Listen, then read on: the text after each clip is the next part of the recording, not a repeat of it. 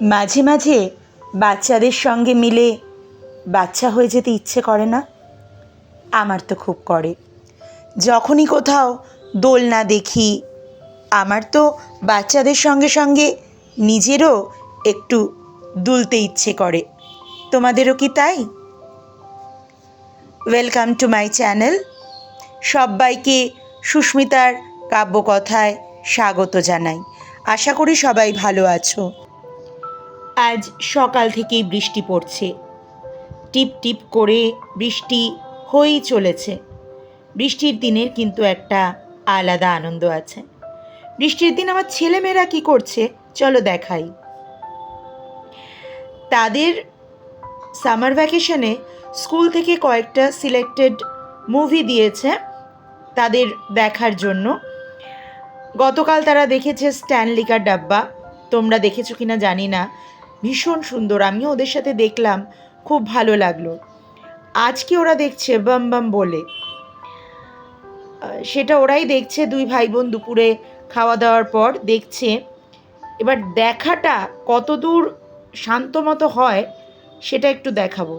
দেখো, ভাই বোন বলি না, পিঠোপিঠি। এরপর দেখো মজাদার তাদের বিষয়টা দেখো। বেশিক্ষণ তারা ওই যে লেগে গেছে হাতাহাতি। এই হচ্ছে বৃষ্টির দিনের দুপুর তাদের।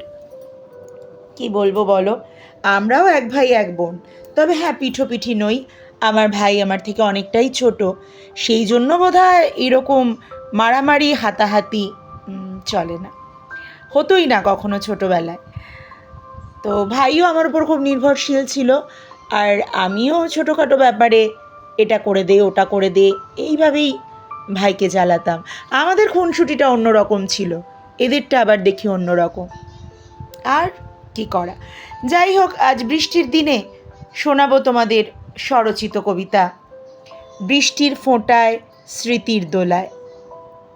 শুনে জানিও কিন্তু কেমন লাগলো। স্বরচিত কবিতা। ফোঁটা ফোঁটা বৃষ্টির মাঝে লুকিয়ে থাকে গান, আর থাকে জানি হাজার হাজার নীরব অভিমান। বৃষ্টি শুধু বাইরেই নয়, মনের মাঝেও ঝরে। বিন্দু বিন্দু স্মৃতির কণারা ঠিক আসা যাওয়া করে। জানলার ধারে গাছের পাতায় ফোঁটার ঝরে পড়া, ডায়েরির এই পাতায় পাতায় কত কাহিনী যে ভরা। বৃষ্টির সাথে মন কেমনের ভীষণই যে যোগাযোগ। বৃষ্টি হলেই স্মৃতিচারণটা যে অনেক পুরনো রোগ। অভিমান বা রাগ অনুরাগ কিংবা টুকরো স্মৃতি, অথবা কিশোরী মনের কোনো লুকিয়ে রাখা গীতি। বৃষ্টি এলেই তার সাথে যেন একে একে মনে পড়ে, ফোঁটার সঙ্গে একই ছন্দে জমে তা মনের ঘরে। বৃষ্টি তুমি এভাবেই এসো জানলার ধারে রোজ, আমি আবারও নিরালায় বসে করব স্মৃতির খোঁজ।